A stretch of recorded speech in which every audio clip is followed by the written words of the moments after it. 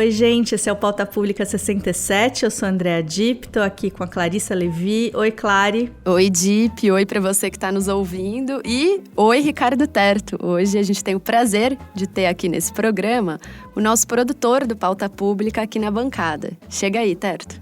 Oi, Clary, oi, Dipp, oi, ouvintes do Pauta Pública.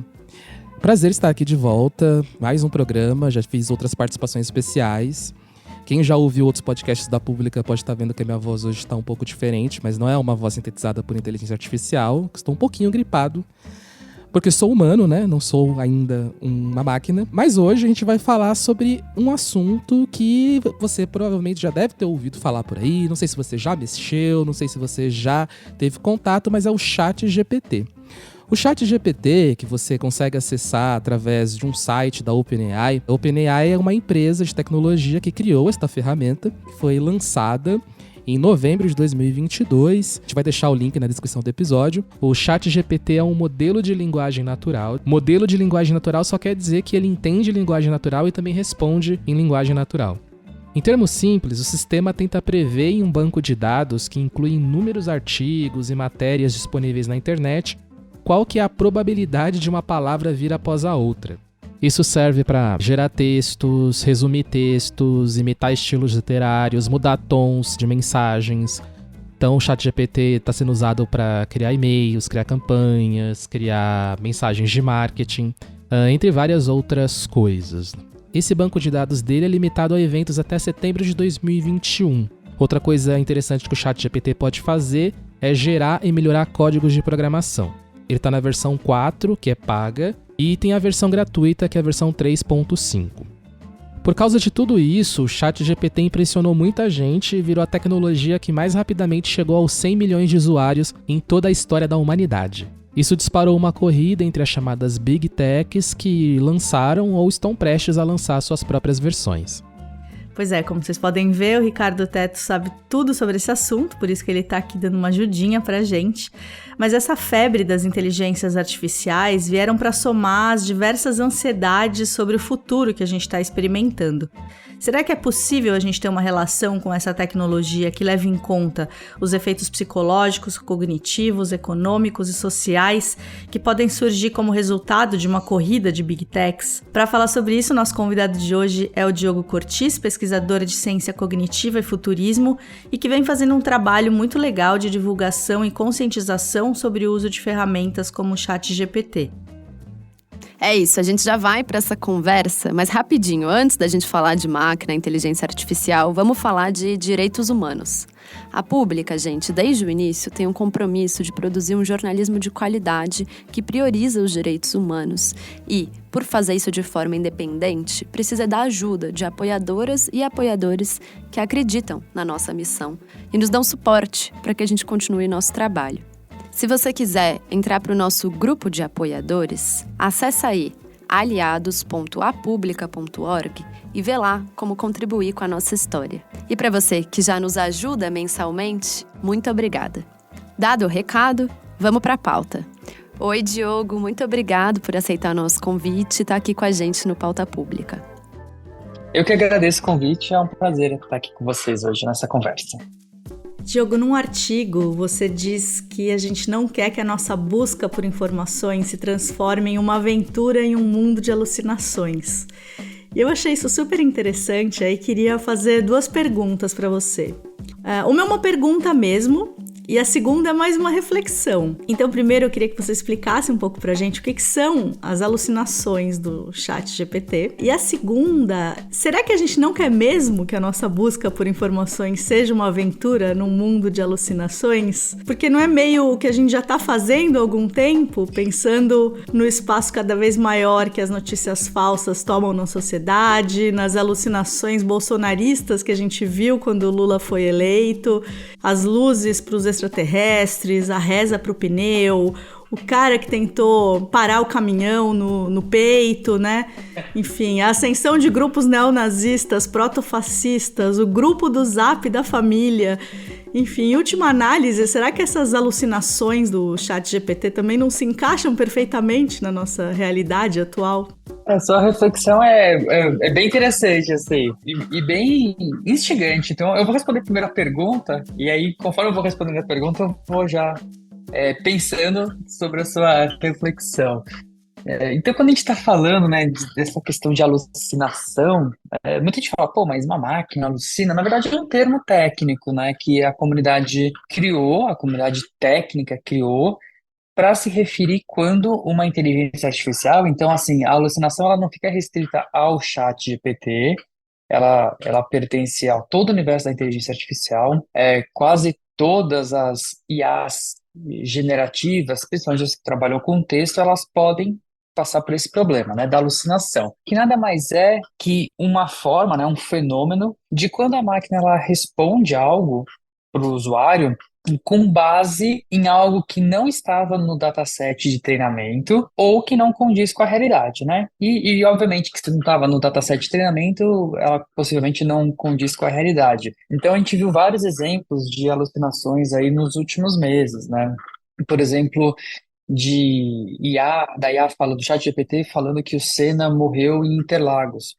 É um exemplo de alucinação, que acontece justamente por conta do mecanismo de funcionamento desses modelos, que ele vai tentar gerar um texto que seja convincente, que seja estruturado, organizado, mas que não necessariamente tenha uma ancoragem na realidade, um compromisso com a realidade mesmo. Ele não tem dentro dele um mapeamento de conhecimento que passou por uma curadoria humana. Então, essas ideias de alucinações, elas vão estar presentes, né? E aconteceu isso comigo mesmo, né? Uma vez eu perguntei, quem é Diogo Cortiz? Ele respondeu uma coisa que não tinha tanto a ver. E como a gente conhece um pouco mais da área técnica, eu tinha uma hipótese. Eu falei, se eu perguntar quem é Diogo Cortiz, professor da PUC, possivelmente ele vai me atribuir como um professor do direito, porque é a área mais conhecida, né, da universidade e tal. E não deu outra, assim, né? Mas aí a gente pode voltar para a sua reflexão, né? Que é algo que é preocupante, né? Assim, porque realmente a gente está entrando nesse universo de uma construção de realidade a cada segundo, com o uso dessas inteligências artificiais. E eu não estou falando nem só do chat GPT, né? Porque o chat GPT ele constrói uma narrativa, então ele pode ser utilizado para criar notícias falsas. Mais do que isso, eu até brinquei que a gente está entrando no universo das fake news em alta resolução. E a gente viu isso nas últimas semanas com essas imagens circulando com IA generativas de imagens que mostravam, por exemplo, o Trump preso, o Trump fugindo da polícia, sabe? Assim, era uma alucinação, porque o Trump não conseguiria correr daquele jeito nunca. Mas a imagem era convincente, né? Tal. Ou a do Papa, né? Vestindo aquele casacão branco e tal. Então, assim, a gente começa a ver que para fazer muitas coisas legais, mas que dá para ser utilizado, se perder ali no mau caminho por um mau uso, um uso com uma intencionalidade negativa. Então, Diogo, tem uma coisa que me chama a atenção, né? Apesar de eu não ser, né, um especialista como você, eu sou uma pessoa muito interessada, né, por tecnologia. Eu produzia chatbots, na época ainda que era mais parecido com uma URA, né, do que como é hoje. E eu venho tendo a impressão de que o termo inteligência artificial virou uma espécie de brand, né? Uma espécie de marca que atribui quase poderes sobrenaturais assim, ao termo, né? Um oráculo que nunca erra. Então, se uma IA disse que é verdade, então deve ser. Esse meio que é assim que é colocado, né? No entanto, há controvérsias até sobre o uso desse termo para sistemas como o ChatGPT, né? Eu vi gente falando que não sei nem se a gente pode dizer que é de fato uma inteligência artificial, mas o nome pegou. Eu queria saber, assim, na sua avaliação, quais são os perigos de se dar essa confiança cega em projetos e sistemas que se vendem como inteligência artificial? A gente vê pipocando aqui e ali notícias de algoritmos que tentam, por exemplo, prever a probabilidade de crimes ocorrerem em certos lugares, né? Ou de certos indivíduos cometerem ou não um crime no futuro, que nem tem aquele filme Minority Report. Enfim, o que você acha que está em risco quando a gente dá tanta carta branca a sistemas que a maioria das pessoas não sabe como funcionam e muitas vezes estão na mão de grandes empresas, né, com interesses privados? O seu questionamento é super pertinente, é algo que eu venho, assim, me preocupando já há alguns anos. Eu até digo, assim, que o problema da inteligência artificial não é nem ela errar, o problema é ela errar e nos convencer que está certa. E essa é uma perspectiva que a gente tem que ter para o futuro. E você tocou, né, no termo inteligência artificial. O termo inteligência artificial, ele já nasce meio esquisito, assim, até com uma ideia de deslocar de uma outra área que acontecia ali na década de 50 e 60, que era à cibernética. Então, quando eles organizam uma conferência, eles queriam se desconectar da área da cibernética, que é um termo mais técnico, e acabaram utilizando inteligência artificial. E eu concordo, né? Eu acho que é um termo que carrega um sentido que nos incentiva a antropomorfizar a nossa relação com a máquina. Ou seja, a gente começa a atribuir intencionalidade ou agência para uma máquina que é uma máquina probabilística, poderosíssima, faz coisas incríveis, mas que é probabilística. Então, isso também tem um desafio, né? Que é essa nossa relação com a máquina, que é um dos objetos de estudo aí que eu venho me debruçando aí nos últimos anos. E eu posso contar alguns casos, acho, só para talvez para a audiência entender do que a gente está falando, né? De confiar demais nas máquinas. Teve um estudo durante a pandemia que tentou diagnosticar pessoas com Covid usando só a imagem de raio-x do pulmão das pessoas, né? E aí o que aconteceu? Eles pegaram vários dados de um hospital, treinaram um modelo e o modelo parecia se comportar super bem, né? Fazia previsões assim com muito acerto, né? Ou seja, dava as respostas com bastante acerto. Só que aí quando começou a estudar melhor o modelo, viu que na verdade ele não estava detectando se uma pessoa tinha ou não Covid. O que acontecia? Nesse hospital, eles coletavam as imagens dos raios-x de pessoas com Covid e de pessoas sem Covid. O que acontecia é que as pessoas com Covid, geralmente, elas estavam internadas, então elas faziam um raio-x deitado. As pessoas que estavam saudáveis, elas faziam um raio-x em pé. Então, o que, na verdade, esse modelo aprendeu não foi a classificar se a pessoa tinha Covid ou não. Ela aprendeu muito bem padrões do tipo de imagem da pessoa de pé ou da pessoa deitada. Só que era um modelo que convencia. E aí vem um risco ainda maior, né? Nos últimos 4 anos eu venho trabalhando bastante com uma área que chama computação afetiva, que é a ideia de estudar como e se é possível a inteligência artificial ou de alguma forma a IA reconhecer, interpretar e de alguma forma representar as emoções humanas. Nos últimos anos a gente viu uma enxurrada de serviços das Big Techs, né?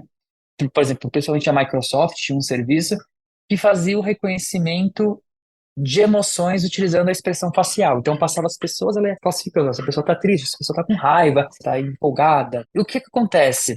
Quando a gente vai para a literatura científica da área de ciências afetivas, que envolve a psicologia, neurociência, ciência cognitiva, hoje a gente não tem mais tanta evidência científica de que é possível reconhecer emoções por meio das expressões faciais.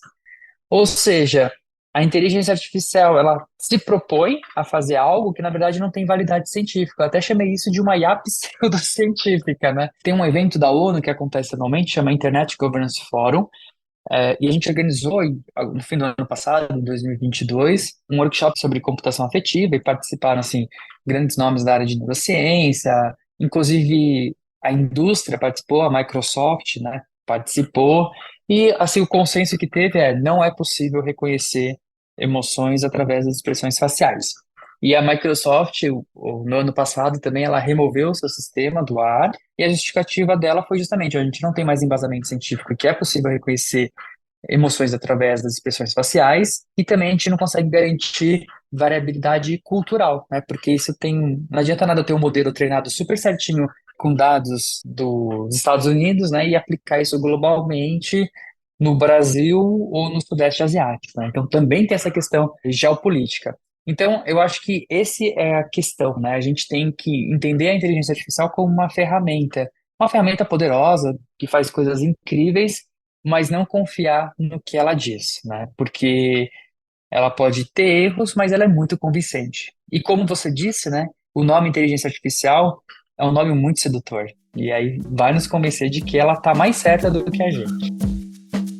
Agora, Diogo, além de falar dessa dimensão sedutora da inteligência artificial, queria entrar aqui nos temores no medo mesmo que a inteligência artificial tem gerado. A Bianca Muniz, que é repórter de dados aqui na Pública, sugeriu uma pergunta que eu vou fazer aqui.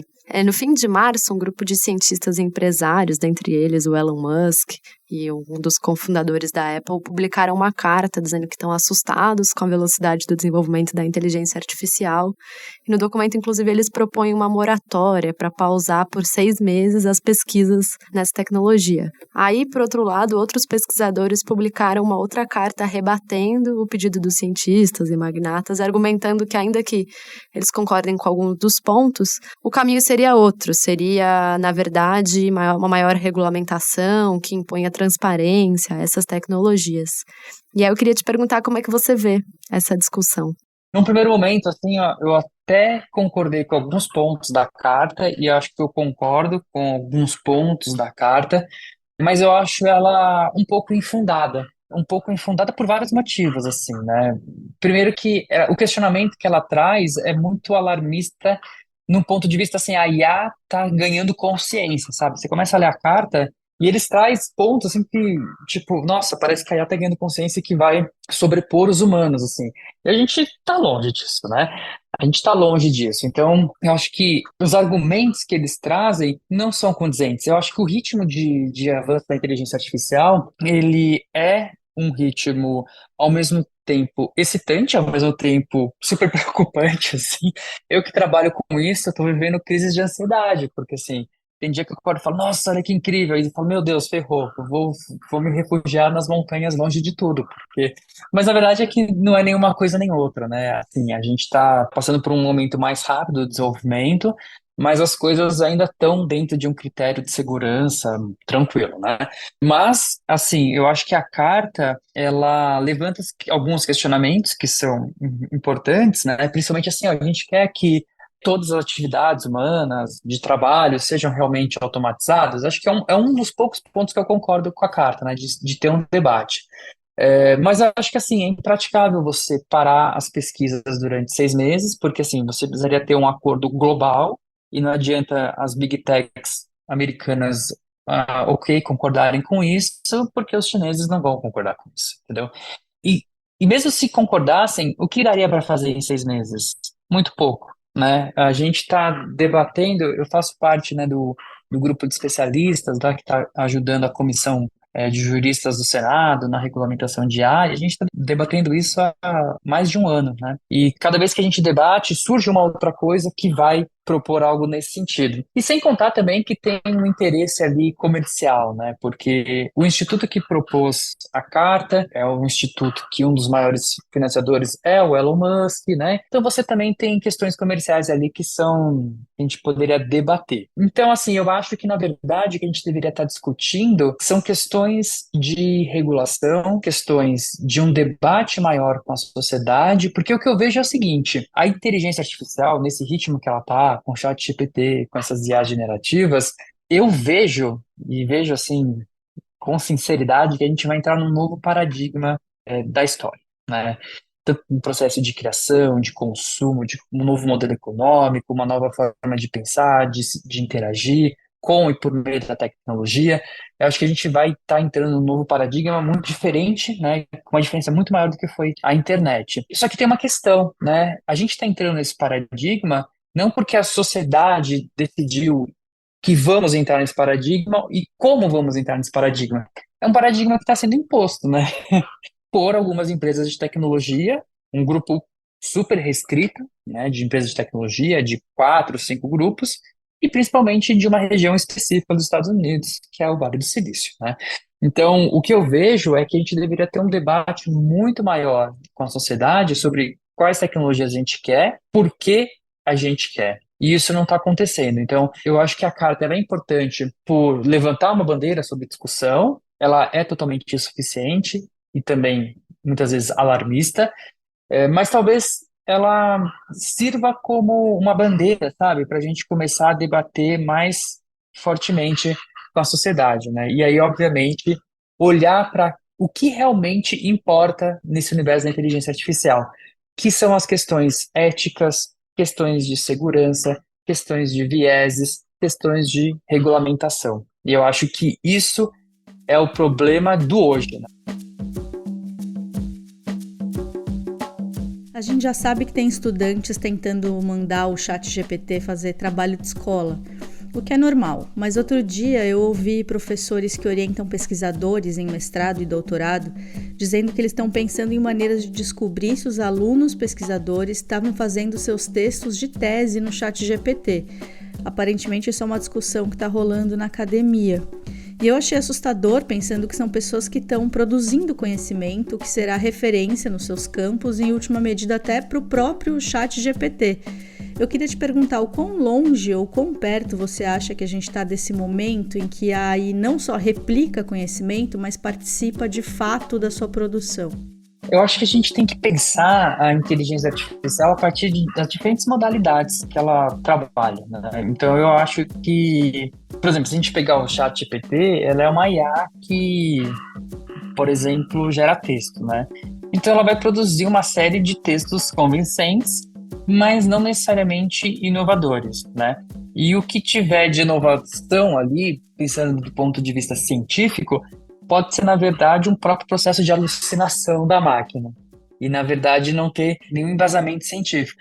Eu acho que para aplicações específicas, assim, a IA vai ser uma grande ferramenta, né? Mas eu acho que ainda vai estar na mão dos pesquisadores fazer esse discernimento, se o que a IA está apresentando faz sentido ou não. A gente não pode esperar que, num prazo curto, sei lá, de 5 anos, a IA sozinha vai fazer a descoberta de um novo medicamento, assim, né? Não, ela vai auxiliar e vai trazer produtividade e vai fazer com que nós, humanos, possamos enxergar aquilo que sozinho a gente não ia conseguir, como se fosse um grande microscópio, só que trabalha com outras dimensões, né? Então ela faz a gente enxergar aquilo que sozinho a gente não conseguiria. Então, na área da saúde, tem vários exemplos, né, de modelos de IA que conseguem, por exemplo, prever alguns tipos de doença, como Alzheimer, com anos de antecedência do diagnóstico clínico, porque a partir de padrões de imagens cerebrais, a IA consegue detectar padrões específicos de que aquela pessoa vai ter Alzheimer, o que um especialista sozinho não conseguiria, né?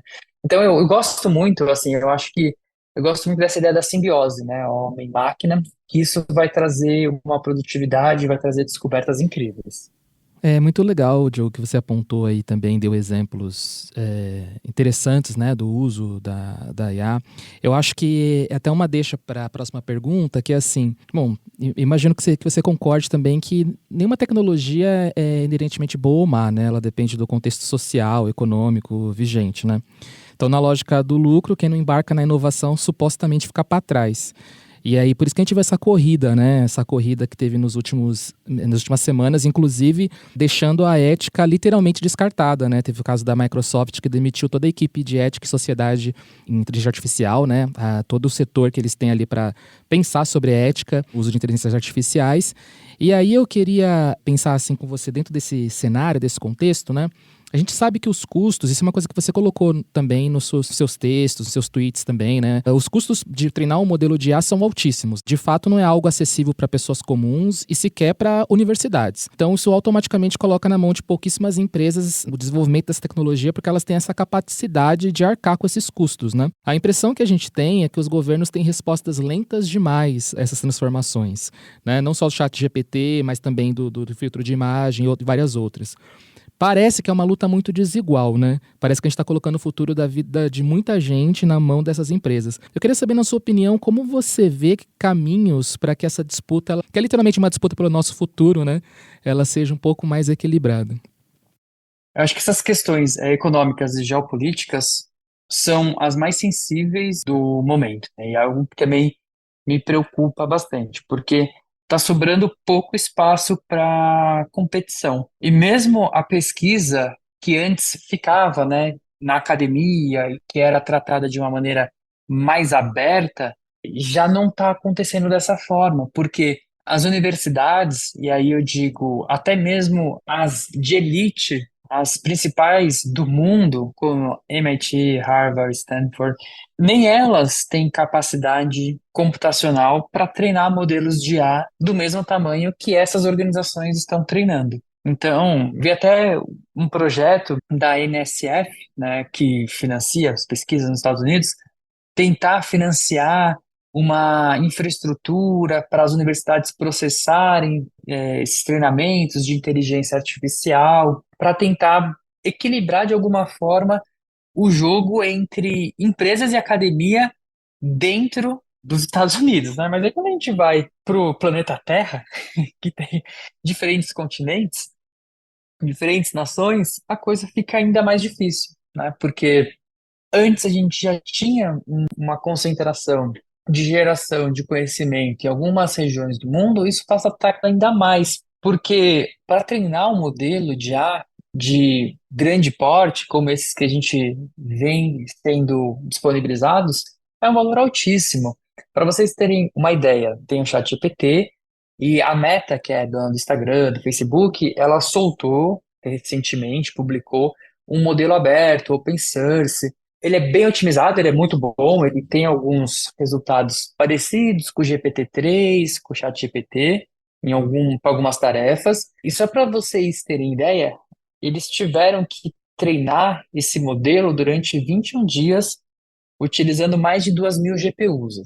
Se a gente quisesse fazer algo parecido no Brasil, a gente nem teria supercomputador para fazer isso, ou um cluster de GPUs, a gente poderia usar o que? A infraestrutura das Big Techs, esses serviços em nuvem, pagar, né? E isso daria só do aluguel dessas GPUs, só para a gente colocar o modelo lá para rodar, algo em torno de 3 milhões de dólares. Só o aluguel da GPU durante 20 dias. Ou seja, a gente está falando de mais de 15 milhões de reais, né? Que organização no Brasil teria essas condições para financiar o treinamento de um modelo só, né? Então, assim, é uma concentração, sem falar na quantidade de dados que foram coletados, né, para treinar esses modelos. Então, assim, é um universo em que a concentração está ditando a regra do jogo. E tem uma coisa que eu vejo que mudou muito o paradigma da inteligência artificial e aconteceu por conta da OpenAI. Eu trabalho, né, com essa pesquisa de inteligência artificial há anos e a gente viu a partir de 2016, 2017, quando a IA começa a ganhar atração, uma preocupação muito grande com as questões éticas da IA. Será que a IA está sendo justa? Será que ela está cometendo algum tipo de discriminação? Quais são os vieses da IA? E a IA tem vários vieses, ela tem comportamentos discriminatórios, né? Isso a gente sabe. Então, foi se fortalecendo um movimento de uma IA ética. Então, as empresas foram criando os seus departamentos de ética em IA, foram criados princípios de IA. Então, o Google tem a sua lista de princípios, a Microsoft tem sua lista de princípios em IA. Você tinha um movimento muito de uma IA aberta, ou seja, os modelos eram treinados, desenvolvidos, pensados de uma maneira aberta, cientificamente falando. Então, se a gente pensar, a base do ChatGPT é uma arquitetura de redes neurais chamada Transformer, que foi pensado pelos pesquisadores do Google, que em 2017 publicaram um paper falando, ó, a gente chegou numa arquitetura aqui que parece muito promissora, ela funciona dessa forma, então no paper descreve tudo. Além disso, o Google disponibilizou o código, e além disso, o Google treinou e ainda disponibilizou um modelo pré-treinado para a comunidade científica utilizar. E a partir disso, Meta, né, e outros laboratórios de IA começaram a adotar isso e também compartilhar de uma maneira aberta. E hoje, um dos temores que eu tenho é um fechamento disso, porque agora que saiu o GPT-4, que foi disponibilizado pela OpenAI, o relatório técnico está bem claro, assim, logo nas primeiras páginas. Olha, a gente não vai dar nenhum detalhe técnico, nem o modelo, como ele funciona, nem o tamanho, nem quais foram os dados utilizados, ou seja, é um fechamento de um movimento que também estava aberto.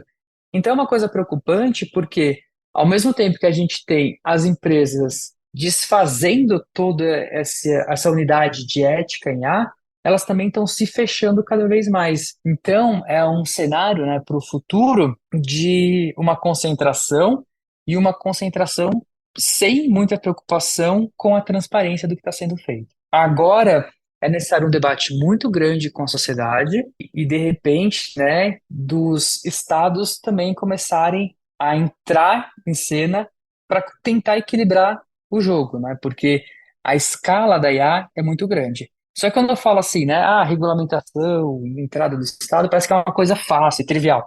Não é, né? Não é. A gente vê a União Europeia, que tem uma experiência boa em regulamentação, tentando fazer isso com inteligência artificial e patinando, né? Então você tem várias emendas nos projetos de lei, né? Então é um desafio gigantesco, porque o que a gente está discutindo hoje, amanhã já não faz mais sentido, porque aparece um novo modelo, uma nova forma de usar a inteligência artificial e tudo muda. Tudo muda todo dia, né? Esse que é o desafio de trabalhar com o universo da IA.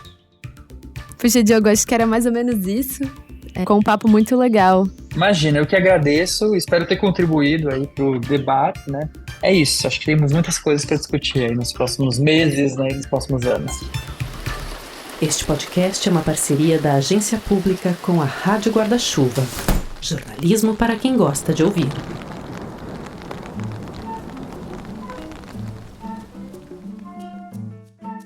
E chegou a hora da gente falar de mais um podcast da Rádio Guarda-Chuva para você emendar na sua playlist.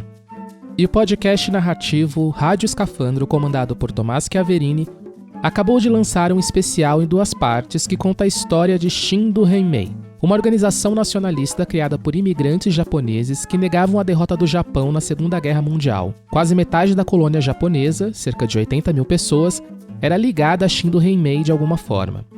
O negacionismo ia a extremos. Terroristas ligados à organização atuavam assassinando imigrantes que aceitavam a derrota japonesa. As ações desse grupo aconteceram principalmente no estado de São Paulo e deixaram cerca de 150 feridos e 23 mortos. Se você quiser saber mais sobre essa história, já emenda aí o Rádio Escafandro na sua playlist depois do Pauta.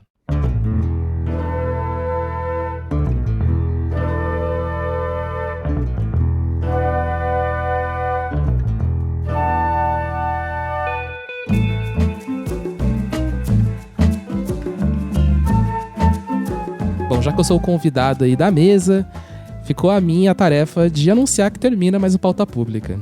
Gente, foi um prazer contribuir com a conversa aí, fora dos bastidores dessa vez. Mas antes de eu voltar para trás dos microfones, eu quero fazer aquele apelo de sempre. Siga esse podcast, se você ainda não fez isso, no seu tocador favorito, seja ele no Spotify, na Deezer, na Apple, entre muitos outros aí. E num mundo já dominado por algoritmos, compartilhar e recomendar é sempre muito bem-vindo. Boa, a gente não usa o chat GPT, mas a gente tem o chat GPTerto aqui para nos ajudar a criar esses recados. Brincadeiras à parte, para todo mundo que nos ouviu até aqui, semana que vem, sexta de manhã, eu e a Clary e o Teto estaremos de volta. Um abraço e até lá. Um abraço, gente. Até semana que vem. Valeu, gente. Até lá.